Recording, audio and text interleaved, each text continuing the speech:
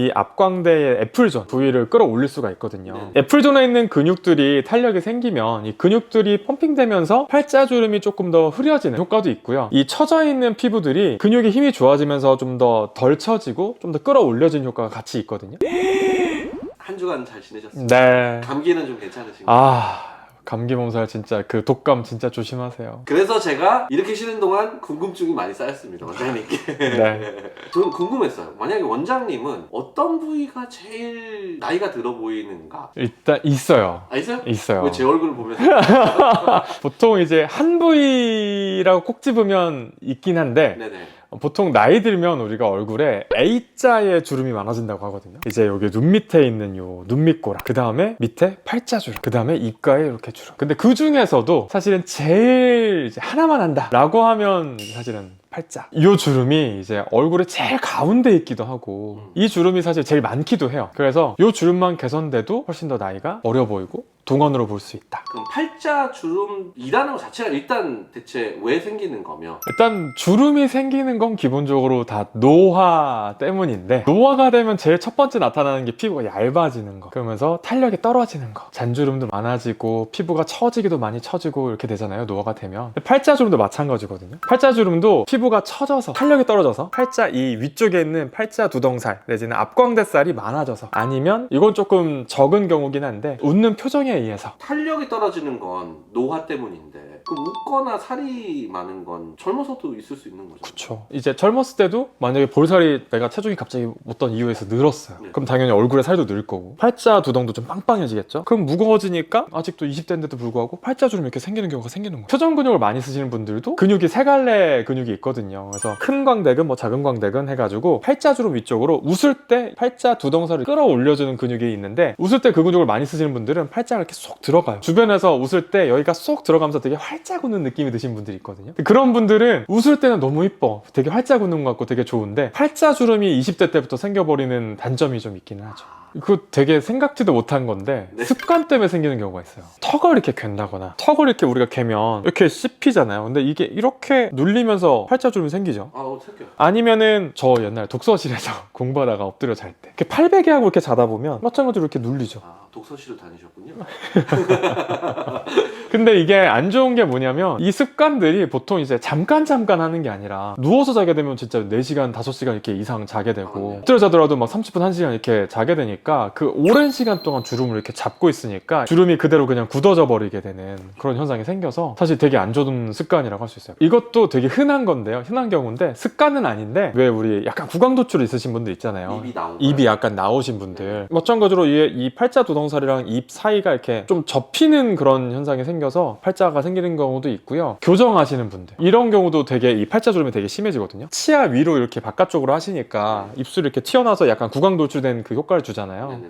그러다 보니까 팔자주름이 더 이제 많이 생겨서 되게 도드라져 보이는 경우가 있어요. 근데 이제 아까 잘 때도 말씀을 드렸지만 치아 교정은 그거랑은 아예 차원이 다르잖아요. 막 2년, 3년 하시잖아요. 그럼 약간 접힌 상태로. 그렇게 오랜 시간 동안 있는 거니까 더 사실은 팔자주름을 만들기 쉽죠. 제가 원하는 건 병원을 안 가고도 집에서 팔자주름을 네. 없앨 수 있는 방법은 없을까요? 있죠. 있나요? 있습니다. 제가 이전에도 영상 올린 적이 있는데, 빨대 리프팅 하시면 빨대 리프팅으로 이 앞광대의 애플존 부위를 끌어올릴 수가 있거든요. 애플존에 있는 근육들이 탄력이 생기면 이 근육들이 펌핑되면서 팔자주름이 조금 더 흐려지는 효과도 있고요. 두 번째는 이 처져 있는 피부들이 근육의 힘이 좋아지면서 좀 더 덜 처지고 좀 더 끌어올려지는 효과가 같이 있거든요. 빨대 리프팅이 여러 가지가 있는데 오늘은 간단하게 한 가지만 알려드릴게요. 자, 이 빨대를 이용할 건데요, 가로로 물어줄 거예요. 네. 중요한 건 앞니 8개가 다 보이게, 위에 4개, 아래 4개가 다 보이게 이제 거울 갖다 놓고 하시는 게 제일 좋고요. 그 다음에 물어보면요, 이 가해가 빨대에 닿아요.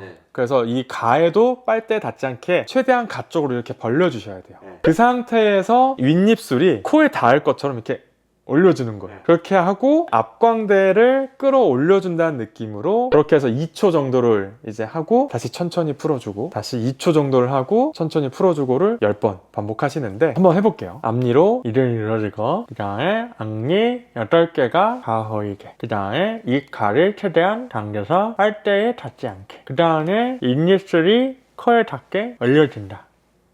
중요한 건 표정 지으면서 눈 밑에 잔주름이 생기게 되는 경우가 있어요. 잘 안 되니까 힘을 한껏 주다 보면 눈 밑에 주름을 만들면서 표정을 짓는 경우가 있거든요. 그러면 이제 눈 밑 주름이 생기는 원인이 될 수 있기 때문에 눈 밑에는 주름이 생기지 않게 하면서 앞광대만 끌어올리는 느낌을 해주시는 게 중요해요. 제가 요즘에 인스타에 보니까 팔자주름에 좋아진다는 패치가 있더라고요. 그거 붙이면 진짜 팔자주름 좋아지나요? 팔자주름 패치가요, 고정시켜서 이 부분을 움직이지 않게 하는 거거든요. 얘는 움직임을 막아주는 거기, 그거에 대해서는 전혀 효과가 없겠죠. 왜냐면 이걸 떼면 그대로 다시 쳐줄 거고, 그 살이 줄어든 것도 아니고 하기 때문에 이 여기에 붙이는 팔자 패치는 거의 효과가 없다라고 할 수 있죠. 대신에 웃을 때 이제 표정 근육에서 팔자주름 생기시는 분들, 그런 분들 같은 경우에는 움직임을 막아주기 때문에 일부 효과는 있을 수 있어요. 근데 볼살이 많아서 그런 경우가 많기 때문에 이런 근본적인 해결 방법이 아니라서 그런 분들은 큰 효과를 보기는 좀 힘들어요. 만약에 팔자주름이 너무 심하거나 당장 나는 팔자주름을 고쳐야겠다, 없애야겠다, 뭐 이런 분들한테는 추천해줄 만한 시술은 뭐가 있을까요? 제일 대표적으로 많이 하는 시술은 사실 팔자 필러. 팔자 필러는 이제 팔자의 꺼진 부위를 뭔가 채워 넣어서 꺼짐을 들어 올려주는, 채워주는 그런 효과를 줘서 바로 즉각적인 효과를 볼 수 있는 게 이제 팔자 필러고요. 필러 하시게 되면 보통 뭐 오래가면 2년 정도? 했을 때 부작용 같은 경우에는 뭐 멍이 든다든지, 처음에 조금 만져지는 이물감이 있다든지, 뭐 불편감이 조금 있을 수 있는데 그게 오래 가지는 않고 초반에 한 달 정도 이렇게 있을 수 있다. 팔자 필러는 그러면 여기 꺼진 부위니까 막 웃을 때 막 이렇게 필러가 막 움직이진 않아요? 그런 얘기가 되게 많죠. 근데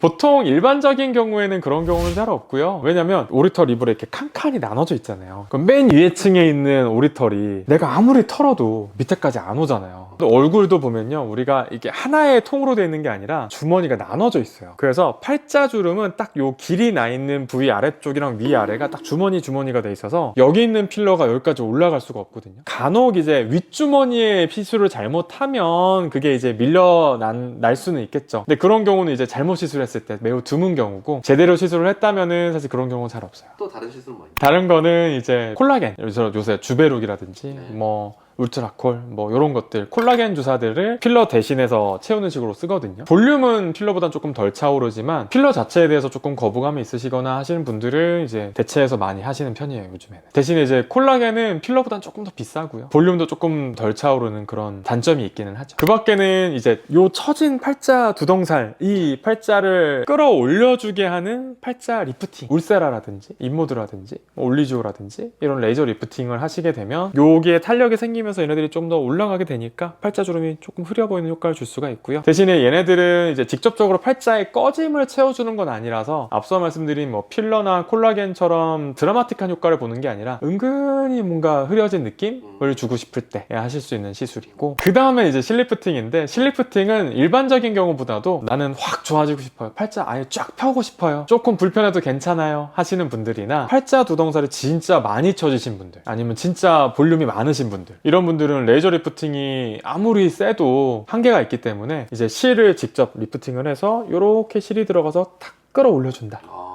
그러면 이제 드라마틱하게 확 좋아지죠. 근데 뭐 제가 시술하는 방법 알려드리긴 했지만 사실은 이게 시술 받으러 피부과 가는 것도 너무 번거롭고 또 여러 차례 가야 되고, 그리고 또 비용도 비용이고, 받아보시면 아시겠지만 이게 너무 아프단 말이에요. 그 고생을 하면서 내가 이걸 해야 되나 라는 생각이 든단 말이에요. 애시당초 팔자주름이 안 생기게 하는 게 사실 제일 좋죠. 그러니까 집에서 빨대 리프팅 좀 해보시는 걸 더 권장하긴 하거든요. 오늘은 팔자주름 없애는 방법에 대해서 알려드렸는데요. 오늘 알려드린 이 팔자주름 없애는 방법, 빨대 리프팅 해보시고 모두들 팔자주름 해결되셨으면 좋겠어요. 오늘 영상이 좋으셨다면 구독과 좋아요, 알람 설정 해주시고요. 그 밖에도 궁금한 내용 있으시면 밑에 댓글로 알려주세요. 지금까지 예뻐지는 도도TV 도쌤이었습니다. 감사합니다. 제가 선택지를 드릴게요. 내 돈 들여 피부과 가야 돼, 아파야 돼, 이 방법이랑 그냥 집에서 1분만 조금 앞광대 땡기는 운동 해서 좋아질 수 있어. 그러면 어떤 거 하시겠어? 그죠? 그래서 사실은 집에서 미리미리 이 앞광대 빨대 리프팅 같은 거 하셔가지고 앞광대 근육 운동 하시면 뭐 굳이 비싼 비용 안 들고도 힘들지 않고도 할 수 있으니까, 저는 사실 집에서 운동하시는 거 훨씬 더 권장하거든요. 부장님 피부과 아무도 안 오나? 네? 그럼 딴 일 찾아봐야죠. 중요한 걸로. 다른 일을 찾아봐야 될 것 같습니다. 알겠습니다. 저랑 뭐 다른 일을 유튜브 촬영하러 다니고. 먹방 같은 거 할까 봐요. 보고 싶네요. 저 먹는 거 좋아하니까.